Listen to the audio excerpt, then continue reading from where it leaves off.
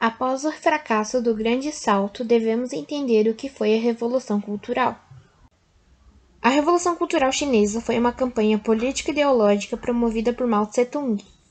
Foi lançada em 1966 como uma resposta aos seus críticos no Partido Comunista Chinês, onde possuía um enfraquecimento de credibilidade devido ao fracasso do plano do Grande Salto para frente. A Revolução Cultural foi uma tentativa de Mao para recuperar o poder e essa credibilidade. Para isso, começou a atacar grupos dentro do PCC, acusando-os de estarem aderindo ao conservadorismo e de estarem desvirtuando a Revolução Chinesa de 1949, levando o país ao capitalismo. Ele visava tirar do poder os membros do PCC que tinham origem na antiga burguesia chinesa e que criticavam cada vez mais os posicionamentos do líder, e os membros que defendiam a reaproximação da China com a União Soviética. Em maio de 1966, Mao decidiu tornar a disputa que acontecia nos quadros do Partido pública e divulgou a Circular de 16 de maio, documento que convocava a população chinesa a se juntar para a luta contra o crescimento das posições reacionárias da burguesia no interior do PCC. A partir daí, a Revolução Cultural tornou-se pública, e as massas, principalmente os jovens, aderiram em peso ao chamado de Mao. A partir deste chamado e do apoio da população, formou-se a Guarda Vermelha, que foi uma espécie de milícia que seguia os pensamentos de Mao registrados no Livro Vermelho. Esses grupos realizavam grande parte do trabalho da Revolução Cultural e perseguiam ideologicamente pessoas que não seguiam os princípios estabelecidos por Mao.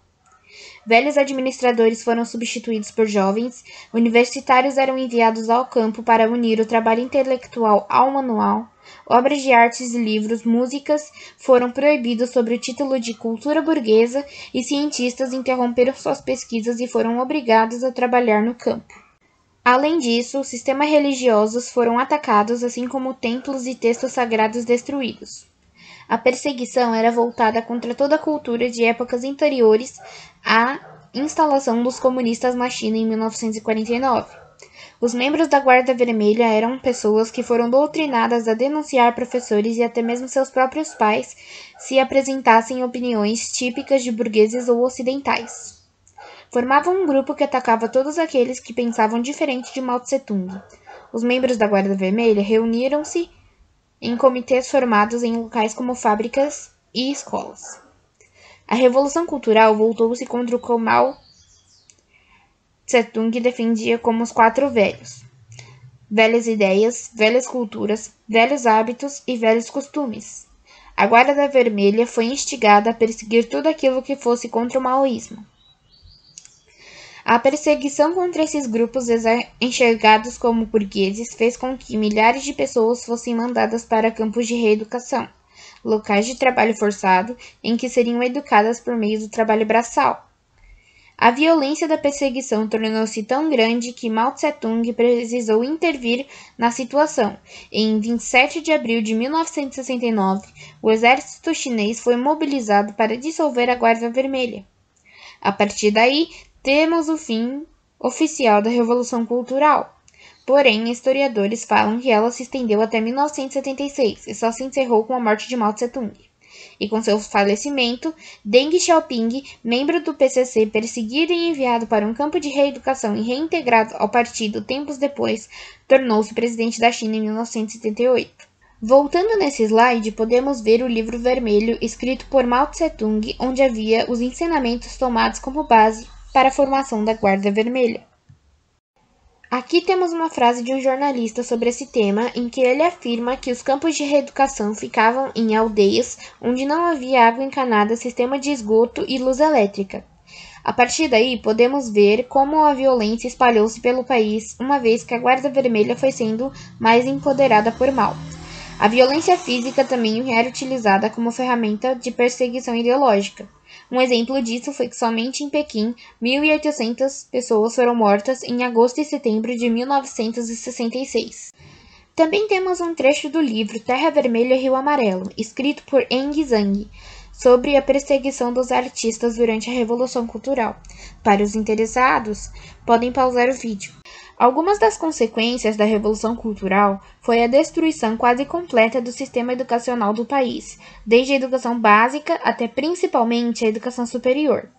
Isso foi resultado da perseguição intensa que foi realizada contra os professores naquele país. Além disso, a revolução que afetou a economia do país. A indústria, por exemplo, teve queda na sua produtividade. Na questão humanitária, os historiadores apontam que milhares de pessoas tenham sido vítimas entre sessões de humilhação pública, violência física e trabalho forçado. O número oficial de mortes causadas pela Revolução Cultural é de 34 mil pessoas, embora os historiadores apontem que provavelmente mais de 1 milhão de pessoas morreram como consequência desse acontecimento. Além disso, como dito anteriormente, a perseguição à cultura tradicional da China resultou na destruição de milhares de artefatos antigos que faziam parte de um importante legado da história chinesa.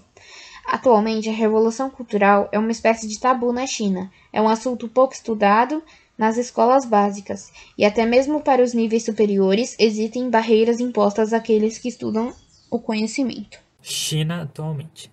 Hoje a China é o terceiro maior país do mundo e o país mais populoso, com um pouco mais de 18% da população. Além disso, esse possui a segunda maior economia dentre todos os países do mundo, sendo um dos polos econômicos da atualidade.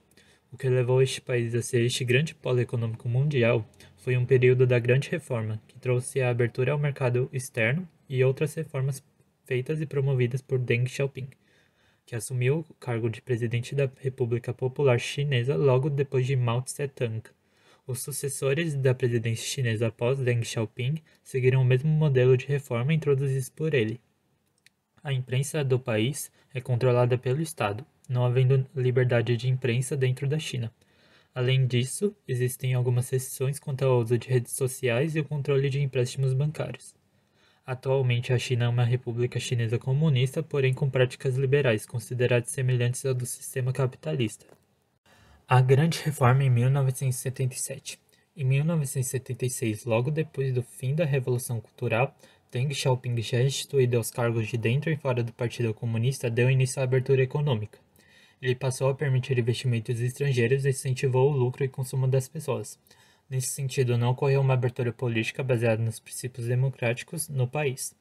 Por volta de 1979 e dos anos 80, ele deu início à aplicação de políticas de modernização, com 4 finalidades: modernizar a agricultura, a indústria, a ciência e a tecnologia e a defesa nacional do país.